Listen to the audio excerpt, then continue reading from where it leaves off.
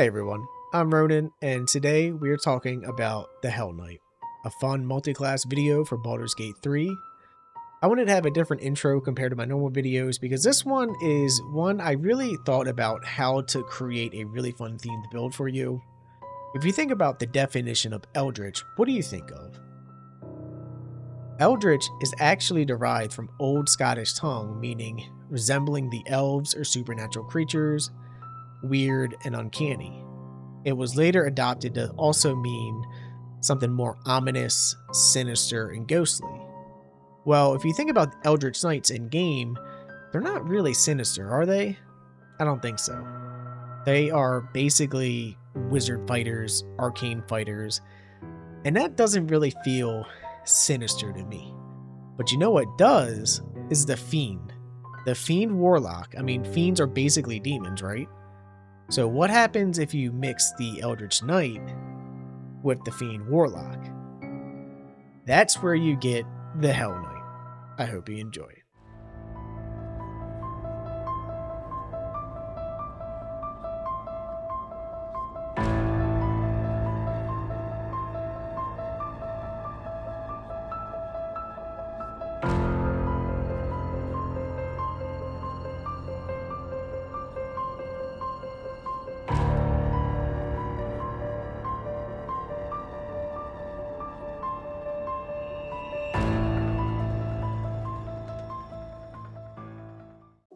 So before we continue further, guys, I do want to state that this video is mainly for Act 3. I will have pieces of gear you can use in Act 2 that will give you a very similar playstyle in case you did want to try the build early. It just really shines in Act 3, so keep that in mind. That being said, initially it was meant to be a Karlach only build revolving around her raging as a barbarian with the soul coins, but I just found the Fighter X Warlock to be so much more fun, which is why I'm making this video. So naturally, if you know anything about Karlach's lore, you'll understand why the Hell Knight kind of fits her theme. That being said, there are other races you can use if you didn't want to actually be her. I mean, you can use any race in general and it will work, but there are some recommendations I want to say.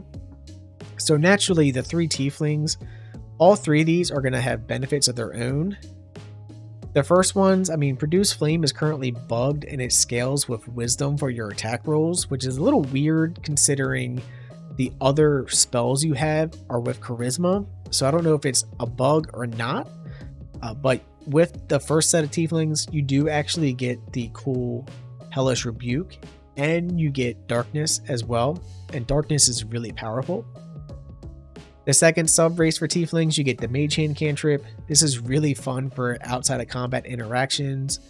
They get the Burning Hand spell, and then the last spell they get is the Flame Blade, but to be honest, the Flame Blade's really not strong, so I don't even bother using it. And then Zariel tieflings are really like the go-to pick for me personally. I love the Zariel tieflings. They look, in my opinion, cool, like your customization. But they get Searing Smite once per long rest, and that's actually counted as a level 3 spell when you use it. So it's really powerful, especially early on. And they get Branding Smite as well. So for the way this build's going to work, it fits really, really well. And of course, Karlach here, she is a Zariel tiefling, which is pretty cool. When it comes to the other races, I think the Dragonborn really fit here as well. If you take a look at the 3 like fire-based Dragonborn, you can see the breath attack changes. So gold and red are exactly the same. The breath attack, if you look, is like in a cone. So it's going to shoot out as a cone, but not go as far. Brass, on the other hand, this will shoot out in a straight line, but not nearly as wide. So if you go Dragonborn, that's something to consider. That being said, all the other races will work though, so if you don't want to use any of the races or origin character I mentioned Karlach, feel free to use what you want. That's just my recommendation. Alright, this part of the video isn't quite gearing, but I did want to showcase a couple of different rings in case you were wondering how to make this more offensive or defensive in combat. If you want defensive while also offensive at the same time, you have the Ring of Regeneration. This counts as a spell for whatever reason at the start of your turn, so this will proc the Whispering Promise to give you Bless, 1d4 to your attack rolls and saving throws, which is nice because that means you can pretty much have Great Weapon Master all in on consistently. If you want Mega Burst, you have Ban a Mystic Scoundrel. After you hit a creature with a weapon attack, you can cast an illusion spell or enchantment spell as a bonus action.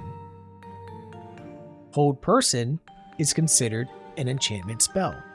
So I can attack, cast this, so assuming this goes through, that means my next 2 attacks I do afterwards are guaranteed criticals. So that guy, he's dead.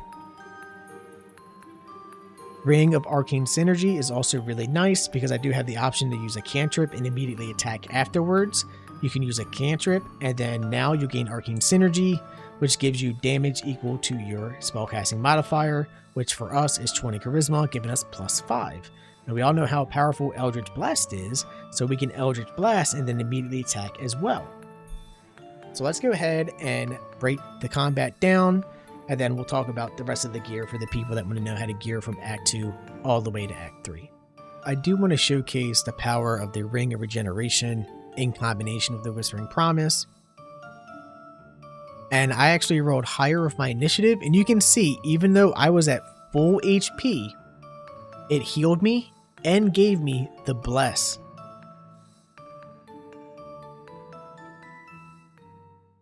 Alright, so for this opening, I want to showcase the power of Mystic Scoundrel in combination with Strange Conduit Ring here, because it's really, really strong. So what I'm going to do is use my Fireball and kind of hit all these guys in the middle. Alright, so this guy, he rolled a 23. I have a 23. So I'm going to use my shield, level 1 spell slot, and make him miss.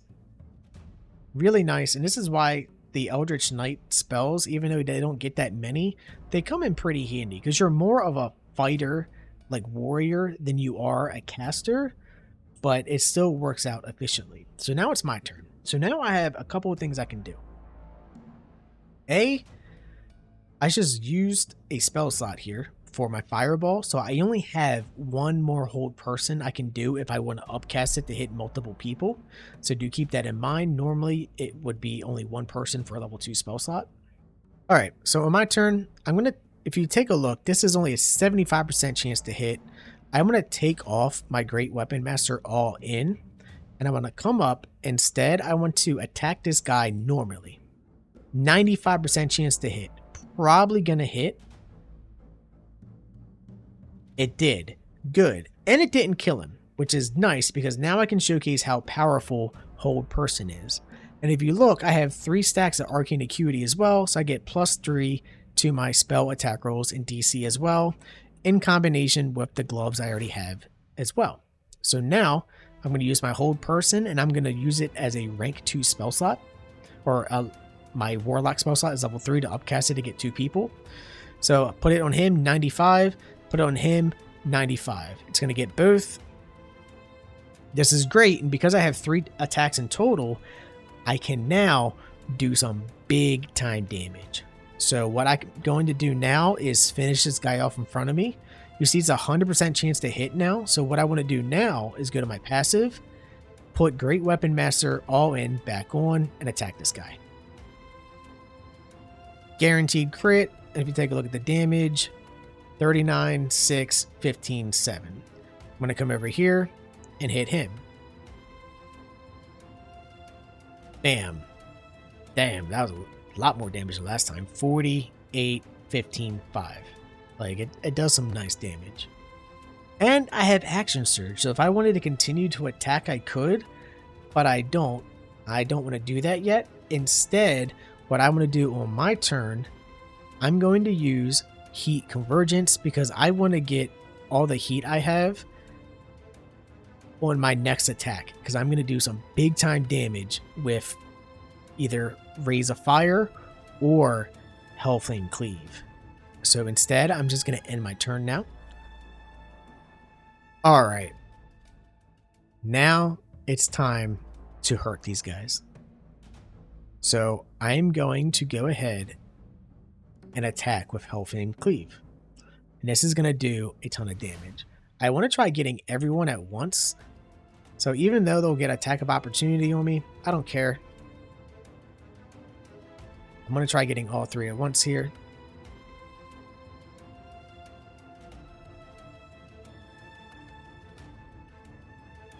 Thing is powerful, man. I love it. I love it. So go ahead. Let's take a look at the damage real quick. So you can see a lot of damage that happened here. Let me go all the way up because it cleaves really hard. So this is when they healed, and if you scroll down, you have my slashing damage, which is nice, and that slashing damage is affected by elemental augmentation, which is my neck piece, because it counts, even though it's a weapon ability, it counts as a cantrip. I have the extra acid damage, the extra fire, and even more fire damage, which is also the second fire damage is affected by elemental augmentation, which is great. You have the same thing because it cleaves on the other people that it hit, all that extra damage. Scroll down, but now you have some other things. You have even more fire damage. Look at all that extra fire damage that I did. That is a ton of damage in one hit, and it didn't crit. Imagine if that actually crit, how much extra damage it would have done. Very, very powerful. And if you take a look at this guy's debuff, he now has Hellfire. He's straight up gonna die because on his turn, he's just gonna take fire damage. So if I wanted to, I could attack him now just to kill him because I used what was considered an action. So even though that was a cantrip, I can now get my extra attack in. So I could use my raise right here if I wanted to, because I have 7 stacks of arcane acuity. I'm at a disadvantage, but it doesn't matter. And what's interesting is here it says it's by charisma now. This thing makes no sense whatsoever, because if you read, it says raise a fire, strength. I go to use it. I use the actual spell. It says charisma. Why? I don't know. But let's go ahead and get him dead. And you can see that's a cantrip. So that is freaking amazing. You have my spellcasting modifier plus my elemental augmentation. It's really, really great. I like it a lot. So what's even better is the fact that it hits 3 times. So if I didn't have Arcane Acuity stacked already, it would stack it really quickly. And that guy dies to the burn. That's why I really enjoy this build, because of things like that. If I wanted to, I could have easily used my Hellcrawler to use a bonus action to step to them and burn them as well. And I'm immune, so it doesn't affect me. But let's go ahead and take a look at what would happen if I use some different rings instead. And one other thing I didn't mention, if you combine the Kalos Glow Ring with the Coruscation Ring, you have some really, really nice damage that can stack up pretty quickly. So what I want to do here now, I'm going to go ahead and open up with my Fireball. And you can see I did radiant damage on top of the fire damage.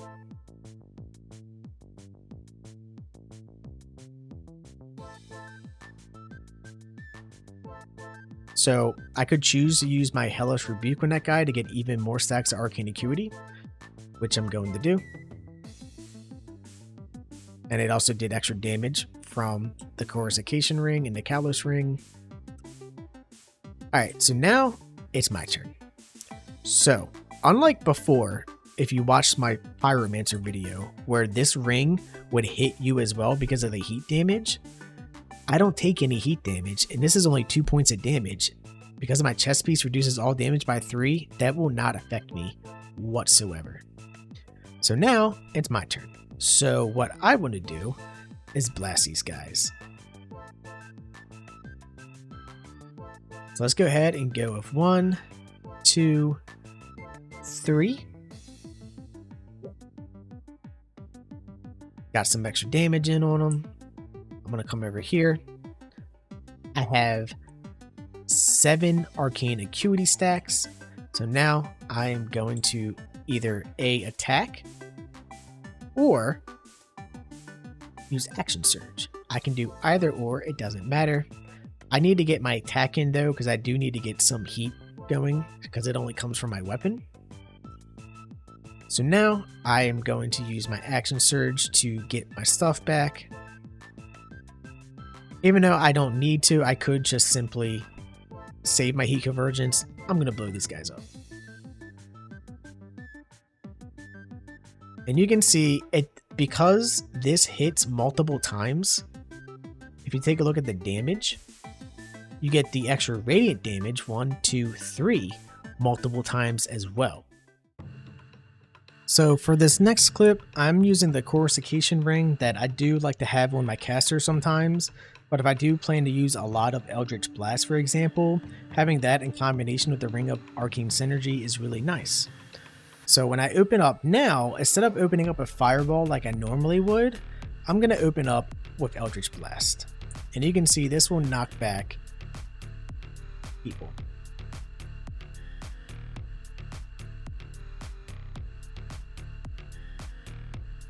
And it put a radiant orb in all of them as well. Alright, so I have a couple of choices I can do here. You can see they all have their little thing going on. I have Arcane Synergy, so my next attack I do is going to do some pretty good damage.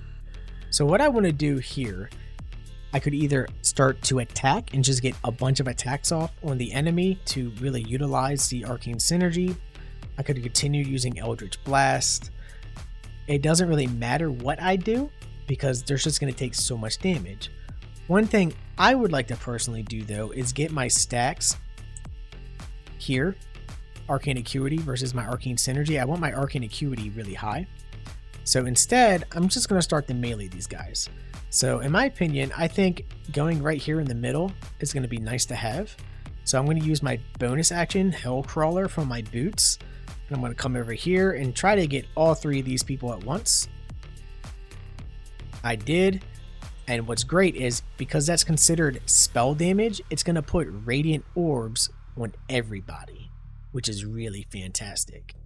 So now these guys already have a -2 to their attack rolls to hit me, which is pretty damn cool.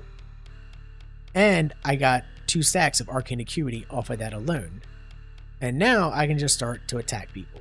So that's only a 75% chance to hit, and that's because I have Weapon Master all in on. So let's take that off. It goes up to 95. He's also burning. I missed. Really unfortunate.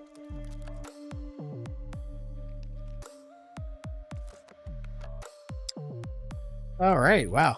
That is like really delayed. I'm sorry about that. Let's attack him next. And it does some good damage. So you can see they're almost dead. They're burning though, so I'm not even going to worry about it.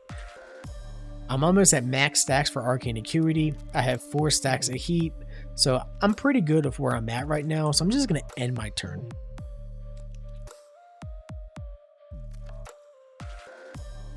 I'm very surprised that guy got hits in on me considering I had my shield up, which gave me the +5 AC. So that guy must have rolled really good. We can actually check. Let's check out what he actually rolled for. So this guy rolled, yep, even with the +5, you can see what he rolled. He rolled really nice. All right, so now it's my turn. So I have 3 stacks of heat. So I have a couple of options I could do here. I could go for heat convergence now, which they're lined up really nice so I can get some big time damage in. And I'm just going to do that.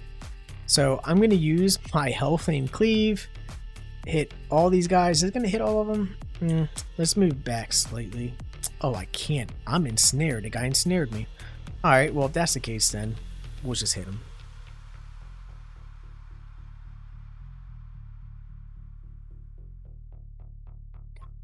Man, that does so much damage. I love it. All right. And what's cool is because I am with these boots, I have infernal resistance. So these boots here If I fail a saving throw, I can use a reaction to succeed. I'm doing it. Alright, it's my turn. I'm no longer ensnared. So I have 3 people that are at range, so what do I want to do? Well, before I attack them with my Eldritch Blast, there's one thing I want to do. Let's take off the passive. I don't want to accidentally knock them too far away from me, so let's just attack them normally.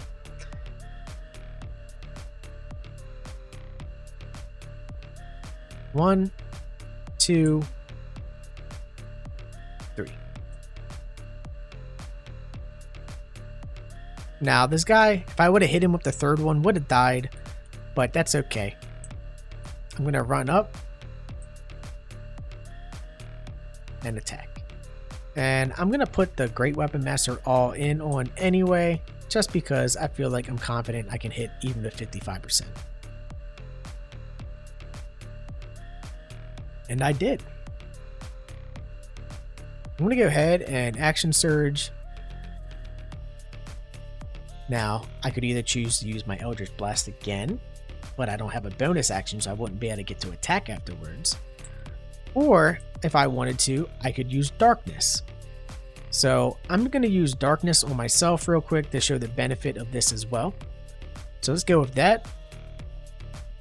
They're blinded. I'm concentrating. I'm going to end my turn. Chances of them hitting me, it's going to be pretty damn low. And that ranger guy out there, he's not going to be able to hit me at all because he can't shoot into darkness.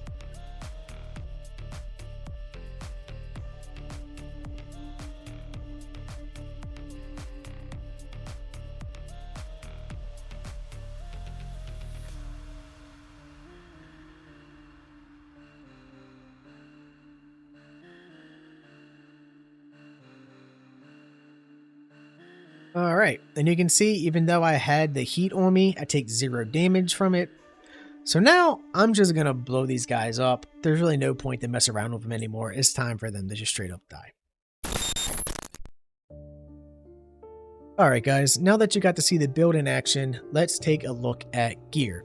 First off, if you don't know how Drakethroat Glaive works, you can put the bonus that it has right here, Draconic Elemental Weapon, on any weapon. All you got to do is equip this weapon and drop the other one on the ground and you can use it. That's how I have a weapon enchant +3 on this and an extra 1d4 acid. Obviously we're going with the Hellfire Great Axe that you can get pretty much as soon as you come to Act 3. This thing's amazing because this gives you the Hellflame Cleave, which then in turn gives you the Roiling Hellfire. Really, really powerful. This thing is amazing, does tons of damage. Hellfire ignores resistance and immunity to fire damage as well. Really, really strong. This is considered a cantrip and is affected by your weapon attacks. So if you have Great Weapon Master on, the damage goes up even higher. I have another cantrip, Raise of Fire. This thing is freaking amazing. This comes from your gloves, the Hell Dusk gloves. This gives you +1 bonus to your spell attack rolls and spell save DC. Infernal Touch. My weapon attacks also deal another 1d6 fire damage, so as you can see, 1d4 acid, 1d6 fire, plus another 1d6 fire. It's a lot of damage just from regular attacks. The gloves themselves, if you read the cantrip, it says these should scale with strength. I don't know how the coding works. This thing is definitely glitched. You can see for me right now, it says charisma. Before I did my first long rest, this said intelligence for me, so I'm not sure how this actually decides what it does, but after I started using it and testing it out, it switched to charisma and never switched back, so I'm not sure why. But this is really powerful, and with the Necklace of Elemental Augmentation, adding my spellcasting modifier, which is +5 to the damage, it affects every single ray here, and will affect the damage from Hellflame Cleave as well. Really, really powerful. It makes those 2 attacks just straight nukes. Of course, the Hell Dusk armor, probably one of the best pieces in the game, and it looks amazing. Cloak, you either have Cloak Protection, or you can go with Cloak of the Weave. Either, it's going to be up to you. When it comes to my helm, I'm using the Hat of Fire Acuity because this gives you Arcane Acuity for 2 turns. You don't have to use this. If you prefer to use the Hell Dust Comet when you get it, feel free, but I didn't feel like I needed this. Because I already have blind immunity normally from the build itself, I feel like I could use this on another character and have them have immunity to being blinded as well, which is nice. And in combination with the blind immunity ring on a third character, you can have almost an entire group immune to blind. So I used had a fire arcane acuity just because I want my arcane acuity stacks right away.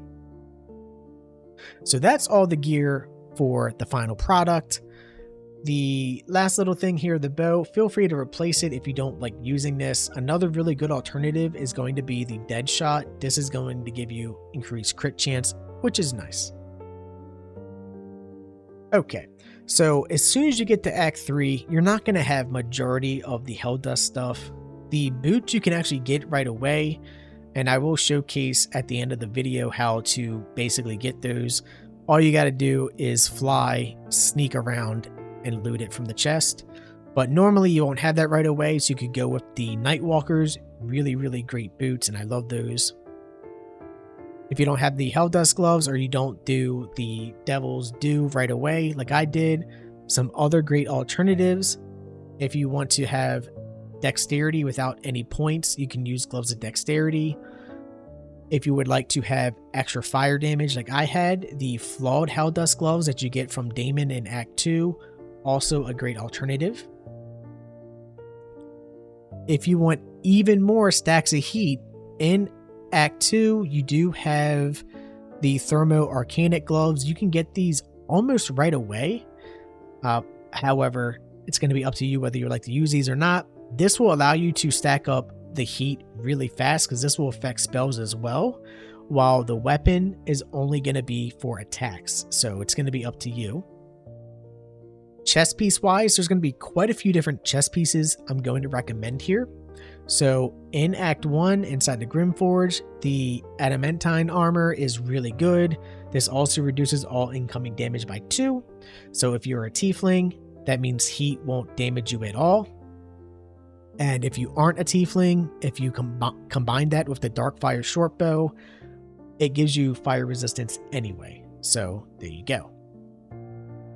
If you don't want to use that chest piece, another good chest piece is going to be one I showcased already, Reaper's Embrace. Another really good chest piece, and Howl of the Dead is considered a cantrip as well, which is pretty cool. When it comes to the other weapon, I'm going to have to switch characters because I sold the weapon on this character, but the Thermodynamo axe you buy from Damon in Act 2, if you use the Drakethroat Glaive on it, you can add fire damage to it. It basically has the same effect as the Hellfire Great Axe, it's just not as strong. Alright, if you made it to this point in the video, I'm assuming you want to understand how I make the build from level 1 to 12. Although this build is for Acts 2 and 3, if you want to level from 1 to 12 following this guide, you certainly can. If you would like to see how I pair this build with other fire-based builds, let me know, because I do have a really fun sorcerer build. And if you did see my Frost Juggernaut, I actually have a Fire Juggernaut version as well that does really, really well when it comes to pairing with this. So definitely let me know in the comments down below if you want to see it. My stat spread here, pay attention, because with the way some mechanics work, it's really interesting. The gloves that we showcased earlier that give you the Rays of Fire cantrip, normally it says it's supposed to be strength. During my testing, for whatever reason, it started scaling off of intelligence when I had my intelligence at 10. But when I had 8 strength and 8 intelligence, for whatever reason, it forced it to switch to charisma after a long rest. So why? I have no idea, but that's just how it is. And now it's stuck as charisma, which is great because our casting that we want for offensive spells are going to be charisma based. And what's even better is the fact that you will also have your weapon attack, like your melee stuff, based off of charisma as well. I like starting out as a fighter. You want your constitution saving proficiency here. This is really going to help out when it comes to making sure your concentration spells don't get broken as easy. So things like Hex, you don't want your Hex to get broken. Hold person, you get what I'm saying.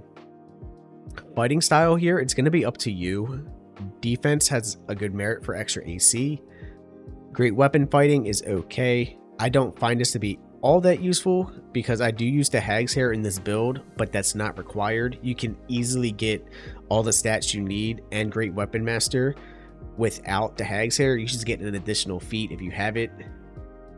So pick defense or great weapon fighting. It's going to be up to you.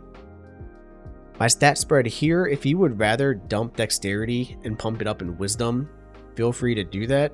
But definitely keep your intelligence and strength low. That way you have the scaling for the items that you use in combat. Skill proficiencies here. I don't care about intimidation or perception all that much. I mean, they're kind of like my defaults because I have high charisma. I might as well have this character have proficiency with something when it comes to interactions with NPCs. And perception's kind of just my default for anyone that can get it because I like being able to see things in my environment. Okay, so instead of going down fighter, I want you to actually start the multi-class with Warlock here. So Warlock, you're going to go cantrip wise, of course, Eldritch Blast. You do not want Blade Ward. Blade Ward is trash. Instead, get Poison Spray or Minor Illusion. Subclass will be the Fiend. This is going to give you some decent fire spells if you feel like using it. I felt like I didn't use my fire spells all that much, but more so Hellish Rebuke is a great way as a reaction to just get extra arcane acuity with your hat. So I go with that. And I like having Hex. You don't actually get Hellish Rebuke unless you go the Fiend. The Fiend will also give you Dark One's Blessing. This scales with your Warlock level plus your Charisma modifier, giving you temporary hit points whenever you kill a target. So once you get to level 12 and you get your Charisma to 20, this will give you 10 extra HP every time you kill something. So Warlock level 2, you get your spells here. So this is when I want you to either pick Command or Charm Person. Both of these have interactions with gear that I showcased earlier, so feel free to pick what you want. You want Agonizing Blast to make your Eldritch Blast hit harder. If you would like to take Devil's Sight now to go ahead and have immunity to darkness and magical darkness, feel free to do that now. Or if you would rather have Repelling Blast, that way you can shoot your Eldritch Blast and toggle whether you want to knock people back or not. It's going to be up to you.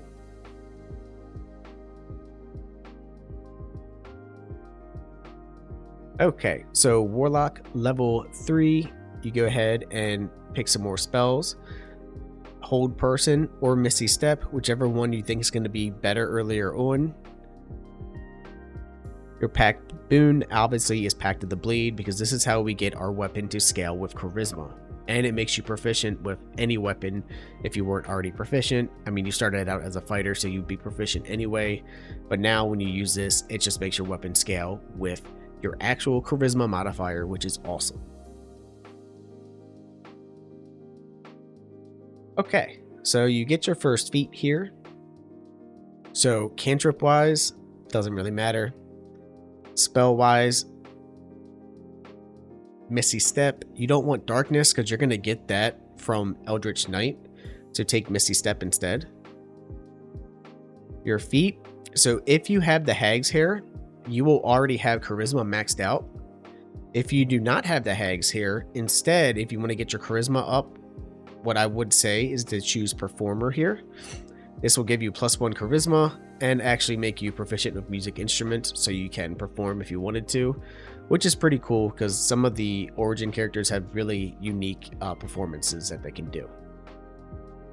This build, I am using the Hag's Hair though, so I am going to go ahead and get ability improvement, but as mentioned earlier, it's not required. Now, you have a couple options you could do.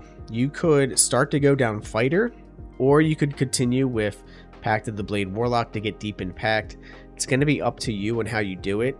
Fighter at level 7 gets War Magic, which is how I can use a cantrip and then immediately attack with my weapon afterwards. So if you would like that right away, you would definitely want to start going down Fighter more. Or if you'd rather just have the deep in Pact, do that. So it's going to be up to you. Then make this video simple, just Warlock level 5. So this is when you pick your final spell. I like Fireball here. It's pretty decent. It's pretty nice, and it's an easy way to do AoE damage. Scorching Ray is also a decent spell, This will allow you to get stacks of Arcane Acuity pretty easily since it hits multiple targets. It's going to be up to you what you want to use. And then the final Eldritch Invocation, pick the one you didn't pick before, so Repelling Blast or Devil's Sight. Alright, so now you're going the rest of the levels in Fighter. You get your Action Surge. Go ahead and pick Eldritch Knight. Cantrip wise, you can pick whatever you want. Firebolt isn't bad to have, even though it's going to be intelligence based. Because of how much Arcane Acuity you will stack, you can technically use this if you want. Other than that, I would say go with something else that you want defensively. Mage Hand, for example, could be useful. Spell wise, Shield is going to be the only required spell. Everything else is going to get replaced, so it doesn't even matter. Expanded spell slot, you want your Longstrider. This is one of the best spells in the game. Free movement for you and your entire party. Alright, Fighter level 4, you get some more spells. Like I said, it doesn't matter because they're going to get replaced anyway. And you get another feat. So I already have my Charisma maxed with my Hag's Hair. If you don't, you would want to get your Charisma maxed now. But because you do, if you are using a Hag's Hair, you can get Great Weapon Fighter now.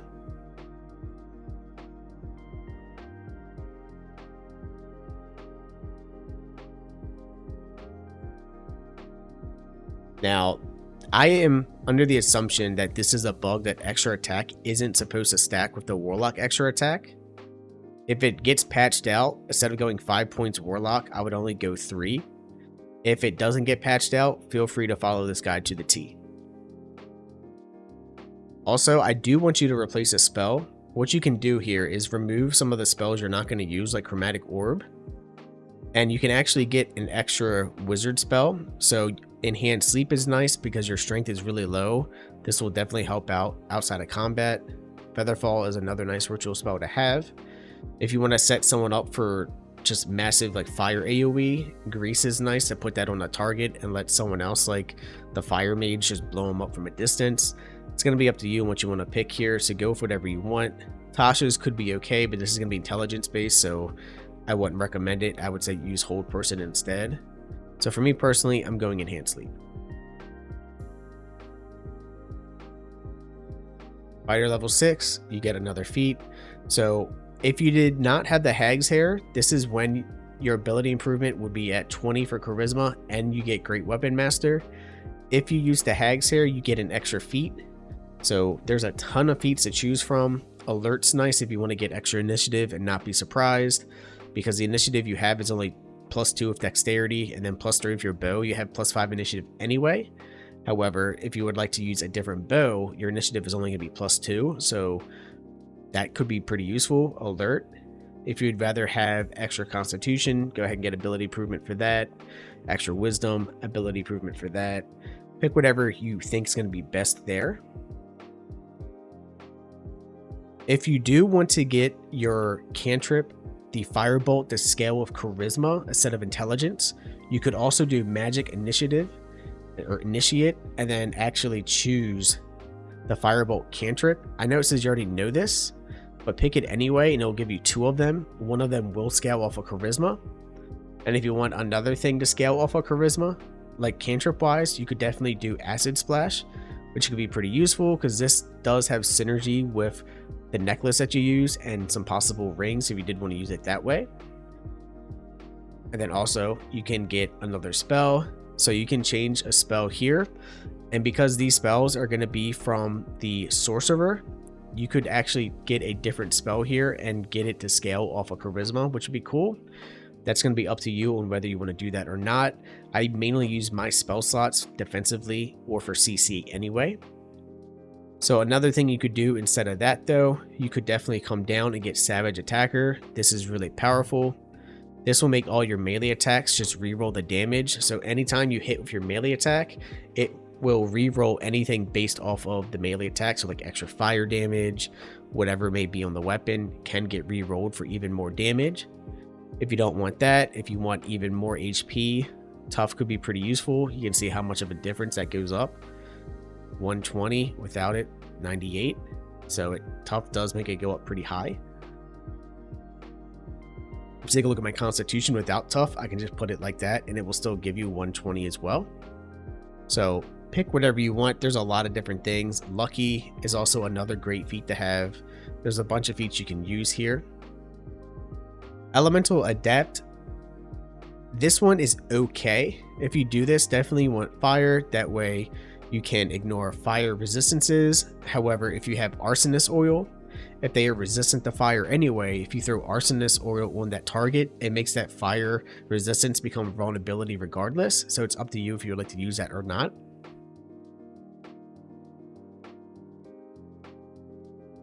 And then looking at all the other feats, those are the only ones I would really recommend. Charger could be useful. This will just give you the weapon actions you can use. It's an action and a bonus action, but this is nice to help kind of like gauge the target and get closer to them without actually being like too much movement. So it's a great way to move around the body, like the battlefield, and not have opportunity attacks on you. So that could also be useful. Me, I like going Savage Attacker though. I think it's just a really great feat. So that's what I'm going with. And of course, the final one I would recommend is Mobile. Just going ahead and getting additional 10 movement is really nice. So pick what you want.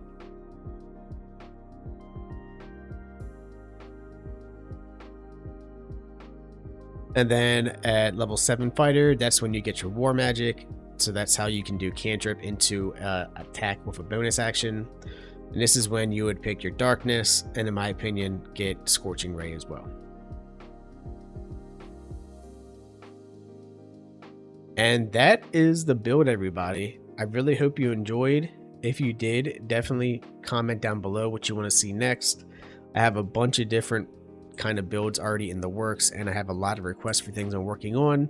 But if you do want to see how I would pair this with other fire-based builds to have like a giant fire like combo group, definitely let me know, because I'd be happy to showcase that. One thing to note, your weapon bond versus bind weapon. You want bind pact weapon, not weapon bond. This is from Eldritch Knight. You don't give a shit about that. You want weapon bond or bind pact weapon from the Warlock stuff, because if you take a look, it's only 1d12 plus 8, and that's because I have my pact weapon.